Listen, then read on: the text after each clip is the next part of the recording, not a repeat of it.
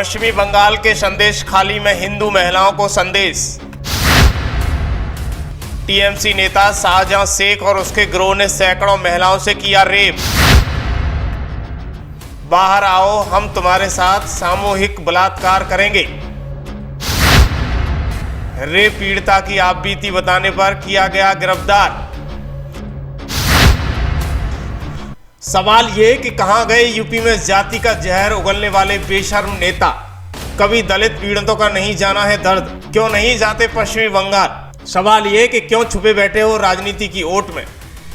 ये खबर अगले 3 मिनट दिल थाम के सुनिएगा, क्योंकि हालात भारत में ही है, कहीं और नहीं। लोकसभा चुनाव में एकला चलो का नारा देने वाली ममता बनर्जी के पश्चिमी बंगाल की ये घटना है, जिन्होंने पूरे देश को हिलाकर रख दिया है। मिली जानकारी के मुताबिक महिलाओं को मनोरंजन के लिए पार्टी दफ्तर बुलाया जाता है।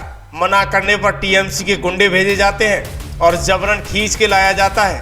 अगर हिंदू महिला आने से मना करती है तो उसके पति को उठाया जाता है और फिर उसके साथ की जाती है बर्बरता। दरअसल पश्चिम बंगाल में हिंदुओं पर बढ़ते आतंक की कहानी दिल हिला देने वाली है।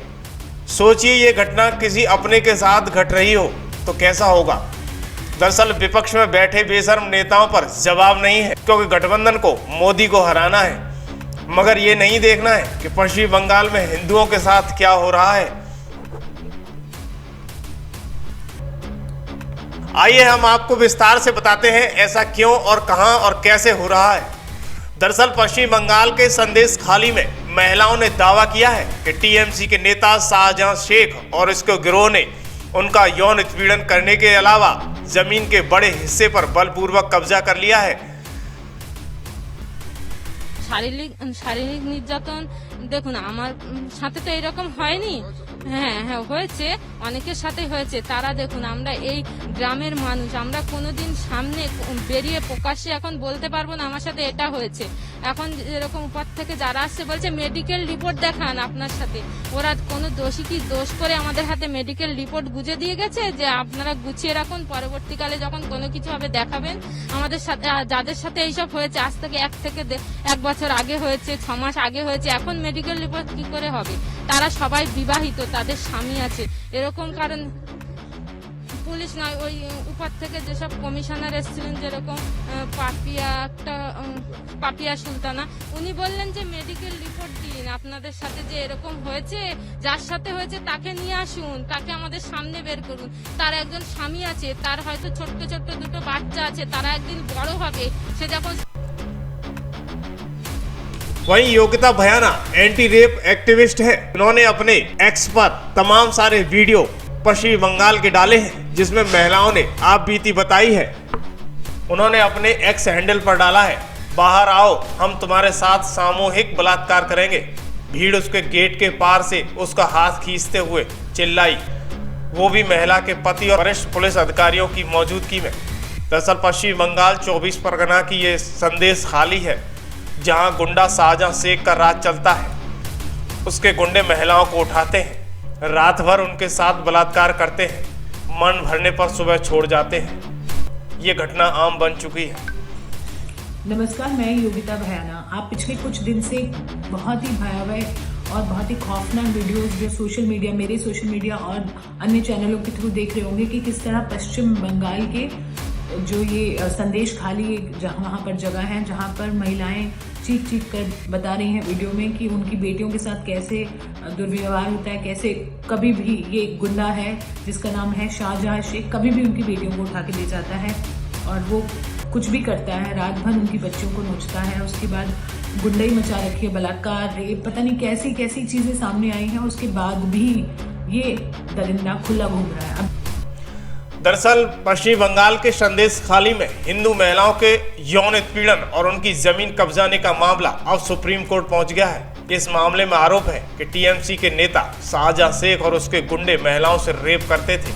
इसके अलावा गांव के कई परिवारों की जमीन भी कब्जा लिया गया था। इस पूरे मामले में भंडाफोड़ 5 जनवरी को उस घटना के बाद हुआ है, जब ईडी ने शाहजहां शेख के घर पर रेड मारी थी। तब शाहजहां शेख के समर्थक और गुंडों ने ईडी की टीम पर हमला बोल दिया था। इस हमले में कई अफसर जख्मी हो गए थे, जिन्हें अस्पताल में एडमिट करना पड़ा था।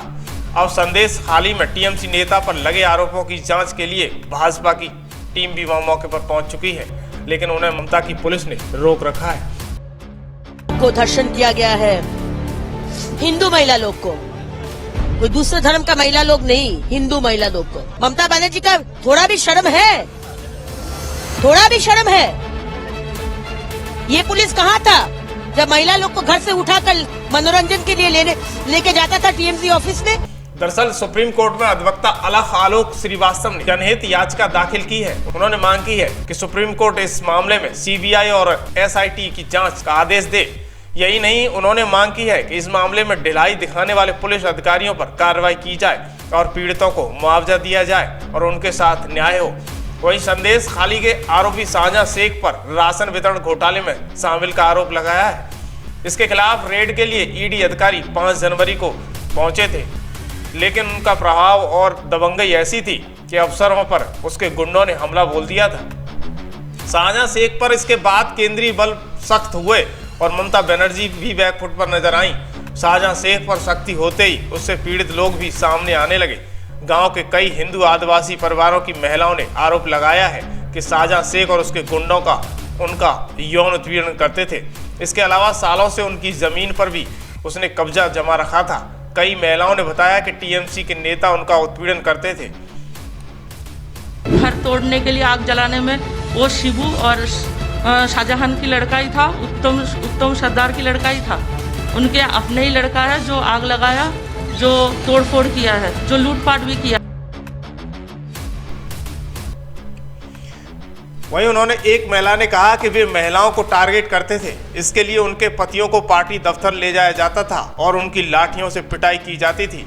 यदि हम उनके पास जाने से इनकार करते थे तो घर के मर्दों को ले जाकर उन्हें पीटते थे। ऐसा इसलिए होता था ताकि हम मजबूर होकर उनके पास चले जाएं। इस मामले के उजागर होते ही भाजपा हमलावर हो गई है। उसने आरोप लगाया है कि टीएमसी के राज में हिंदुओं का उत्पीड़न हो रहा है। पश्चिम बंगाल के राज्यपाल शिव आनंद बोस ने भी संदेश खाली का दौरा किया है।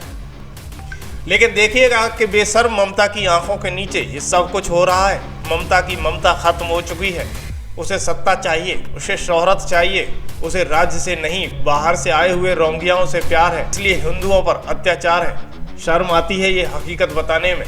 विपक्ष में बैठे राजनेता टकटकी लगाए देख रहे हैं, लेकिन लाचार और बेबस भीड़ इंतजार कर रही है कि कोई देवदूत आएगा जो जाति धर्म को भूलकर के लिए न्याय की लड़ाई लड़ेगा, न्याय दिलाएगा। क्योंकि जब सरकार जम्मू कश्मीर में धारा 370 को खत्म कर सकती है तो बंगाल में आतंक को क्यों नहीं कर सकती।